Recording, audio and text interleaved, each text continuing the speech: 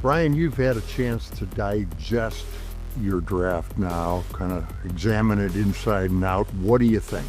No, really excited about the players we were able to add to our roster. I think these guys are going to be really good Packers and have a chance to really enhance our team. Really proud of our organization, not only how we pulled off what a special draft, but like always, our personnel staff, our coaches, and all the support staff that kind of help us get to this point did such an unbelievable job during the process that I feel really good about it.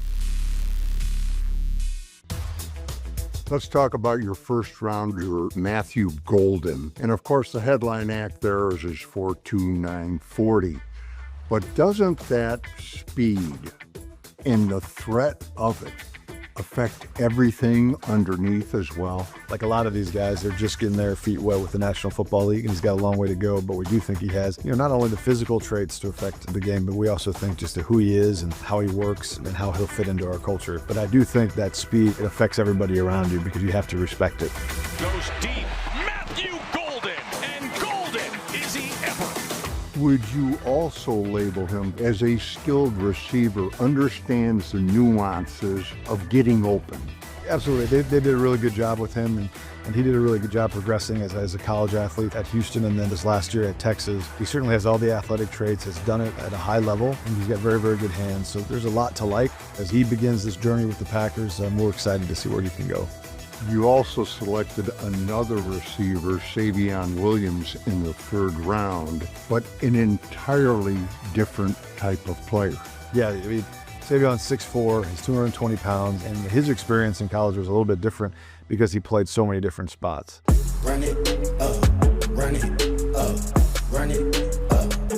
He's really a running back with the ball in his hands. Not only is he elusive and very strong and tough to bring down, he's got very long arms and uses them well. The way they used him at TCU is they were just trying to get in the ball in his hands as much as they could. And as he progresses in our offense, I think that's some of the things we'll like about him as well. You also drafted two edge-type players, Baron Sorrell and Colin Oliver. And again, it seems like another case, same position, entirely different skill sets. Obviously, Colin's a little bit of a smaller guy, but he uses his speed and athleticism. They used him in a variety of different ways at Oklahoma State as well. They stood him up, put his hand down, came off the edge and rushed a passer, but they also used him as a stand-up linebacker. So he'll bring some versatility there, not only on defense, but special teams. And then Baron he's a power guy, and he got better each and every year he was at Texas. He was a glue guy there, a culture guy there, but we think he can be a rugged, powerful pass rusher for us. Men in the backfield by Baron Sorrell.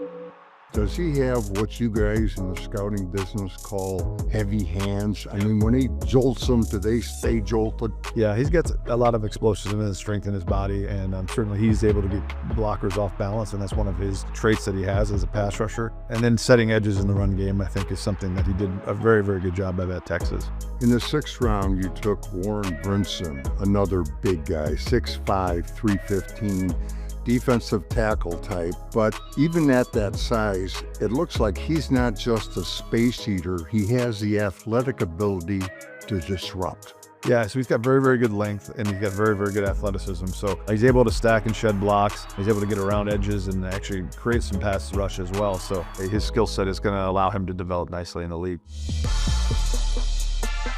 In one of your post-draft press conferences, the talk was about loving football and needing football. There's a distinction, and when it comes to needing football, you're not really talking about the financial end of things. Mm-hmm. You're talking about guys need football because that's who they are. Yeah, that's exactly right, Larry. I think this is a hard game in the National Football League. Certainly, I don't need to tell you that.